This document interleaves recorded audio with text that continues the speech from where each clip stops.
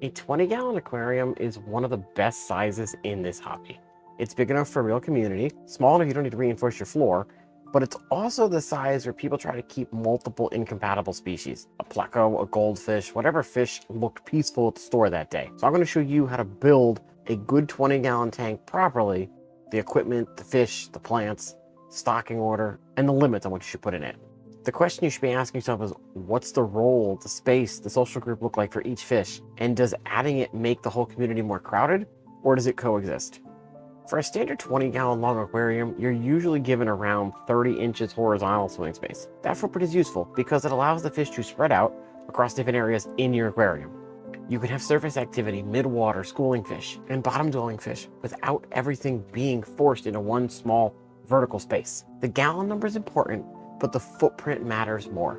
A tall aquarium may hold the same amount of volume while providing less horizontal swimming space.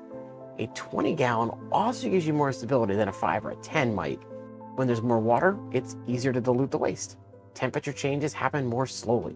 You have more room for plants and filtration. And the best thing is you have more flexibility with your fish choices. But more stability does not mean maintenance free. In a 20-gallon, you're still too small for a goldfish as a permanent setup, and it's not the right home for angels or larger cichlids. Adult size does matter, behaviors matter, and the social requirements matter. The fish you buy today may be much larger 6 months from now, and I know the fish store makes some of them look very small and harmless. That's how they get you. If this is already helping you understand your fish and the hobby instead of just memorizing a care sheet, consider subscribing. Let's start with the tank. We're going to start building our equipment list here. Choose just a standard 20-gallon long, nothing fancy. Make sure there's no cracks or chips. Use something stable as a stand. You want any edges or corners hanging off. Make sure the aquarium is level, properly supported, otherwise you could have issues with the water. Water is heavy, and an aquarium stand is not the place you want to discover that your furniture was built with optimism instead of engineering. For filtration, I would choose an adjustable hang-on-the-back filter with a sponge filter if you don't want that. Both of these will give you some type of mechanical filtration and biological medium, and it's going to give you some protection for smaller fish. If you want to throw in a sponge filter too for extra biological filtration and backup circulation, that's fine. For heating, use an adjustable aquarium heater. Typically for an aquarium, we usually say 5 watts per gallon. So for this case, you're probably going to want to get yourself a 100-watt heater, but this also is very dependable on what you keep your room temperature at and where you live. If you live in someplace cold, definitely go with a 100-watt. If you live in someplace more temperate, you could get away with a 75-watt, but I go with 100 just so it's less work on the heater. The dial is more of a suggestion, and it's a plus or minus a couple degrees, so the extra thermometer definitely helps. For substrate, I would use something smooth like sand or a small rounded gravel. If you're going to keep Corydoras, which we may or may not have on our list, smooth sand is a particularly good choice because those guys are naturally going to sift through the bottom of your tank. You want to avoid things that are sharp or rough on them. For a hardscape, use 1 or 2 pieces of driftwood, some smooth stones. You want to leave an open swim space toward the front because community tanks need cover. You'll also want your fish to have room to move though. So let's talk about plants for the background. You can use things like water wisteria, Phallus, Amazon swords. For things more in the middle, Anubias, crypts, small Java ferns. Java moss can give your small fish or your shrimp some hiding places.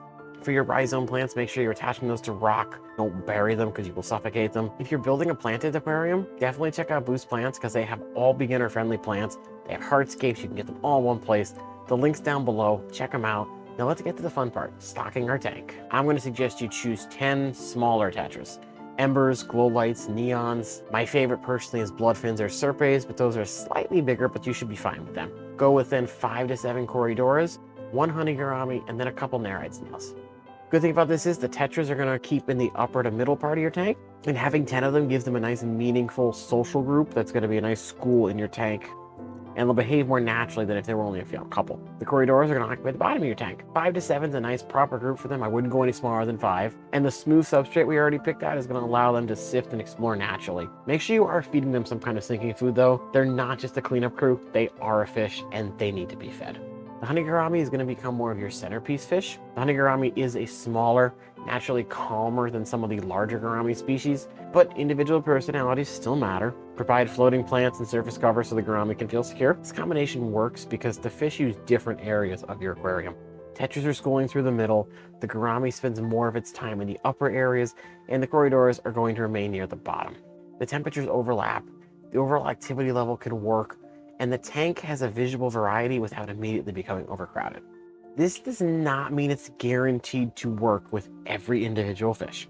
No stocking plan's a guarantee. Fish do have personalities. Now, if you want a betta community, you could consider one betta, 8 to 10 tetras, and a small group of Corydoras. But you need to be checking in on the fish and making sure the betta is okay. Not every betta is going to be peaceful. If the betta starts attacking your tank mates, you need to separate it. Don't wait for the community to work out. That's not a valid strategy. This just gives the fish more time to get injured, which is why I'm suggesting the honey gourami over a betta, because usually honey gouramis are more mild-tempered. If you want to go a live bearer setup, you could keep a group of male guppies or platies with your Corydoras. Using males is going to prevent that overpopulation rapidly. You can obviously mix males and females, but plan for babies and a higher bio load. Don't buy 2 live bearers and assume you're going to have 2 fish forever.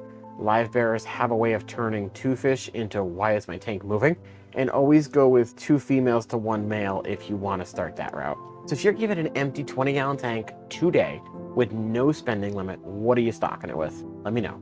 You don't want to be adding every fish at once. After the aquarium is fully cycled, add the first population of fish first. Test your ammonia and nitrate over the next 3 to 5 days.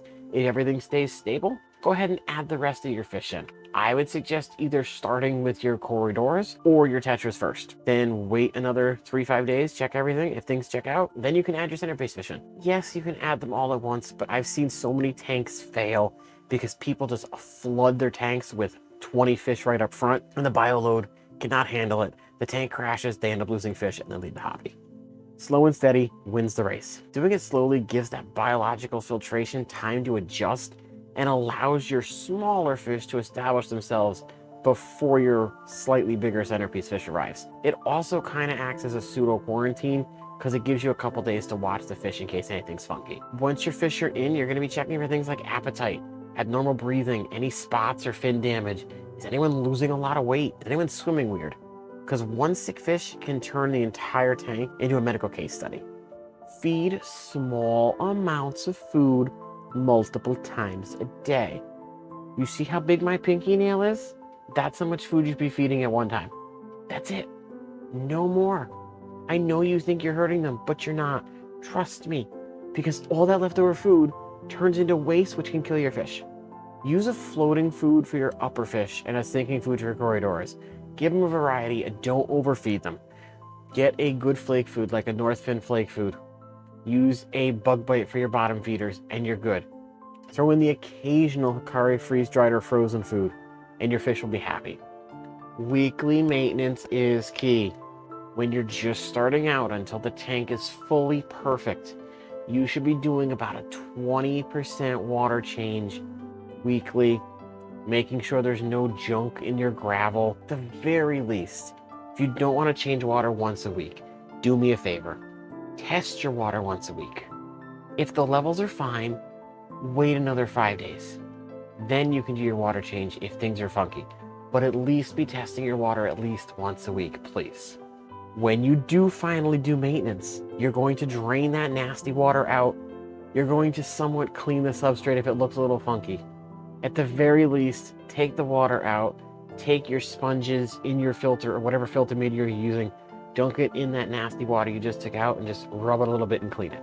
That way you're not killing your bacteria in the filter. Don't replace every piece of media at the same time. The best community tanks are not the one with the most species. It's the one where every fish has its space, compatible water, proper social groups, access to food, hiding places, and a fish keeper who planned ahead. Build your tank and your stocking plan together. Give the school a real group. Give your bottom fish deliberate food and space. A nice centerpiece fish that's going to get along with everybody. Compatibility is the system, not the shopping list. If you want more useful fish videos, check this out or check out this helpful playlist.